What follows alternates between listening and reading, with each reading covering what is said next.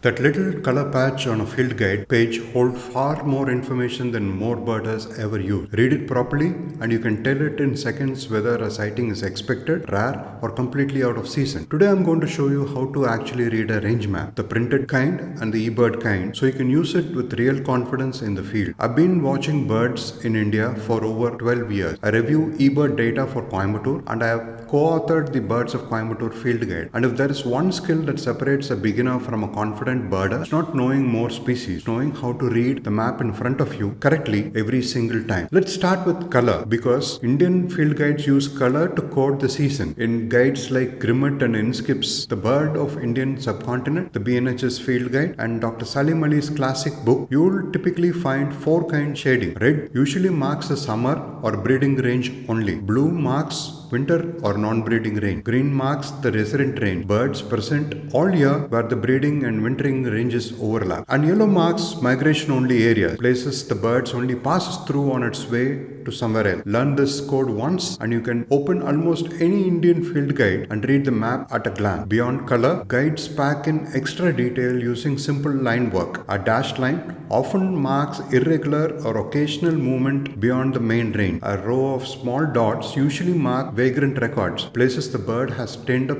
rarely but not reliably enough to shade the whole area. And that yellow migration only shading is exactly where you will find true passage migrant. Take the European roller or the blue-cheeked bee-eater. You won't find them breeding in India and you won't find them wintering here either. They simply pass through for a few weeks each year, and a good map will show that narrow yellow corridor, sometimes with a dashed arrow marking the direction of travel. Here's the part most birders never think about. Printed map or flat. They color one patch across an entire mountain range, but birds don't experience mountains as one flat color. They move up and down the slope with the season. Take the Nilgiri thrush, a Western Ghats endemic. It shifts elevation throughout the year, but a static map will just show one solid patch over the whole hill range with no hint of that vertical movement. So when you're birding in the Nilgiris or the Annamalai, treat the printed page as somewhere on the slope, not everywhere on the slope all year. Now compare that to eBird's status and trends map. Instead of one fixed patch per season, eBird models weekly occurrence and relative abundance using millions of checklists combined with the habitat and elevation data. That means you can watch a species range shift almost every week by week across the year. Arrivals, departures, migration bottleneck, all in far more detail than all printed page could hold. For a widespread winter visitor like Blythe's reed warbler, which winters right across peninsular India and not just in the north, this weekly view is far more accurate than a single blue patch on a page. So which one should you trust?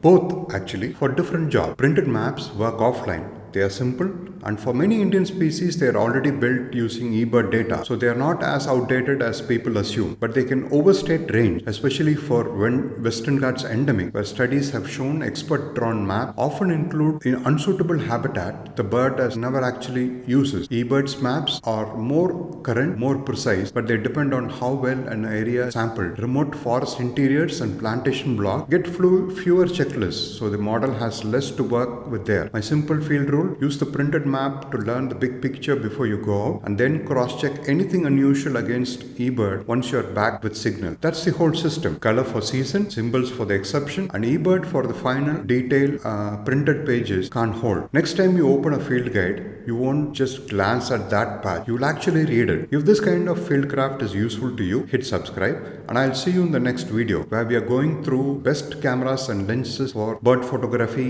in India. Thank you and see you soon.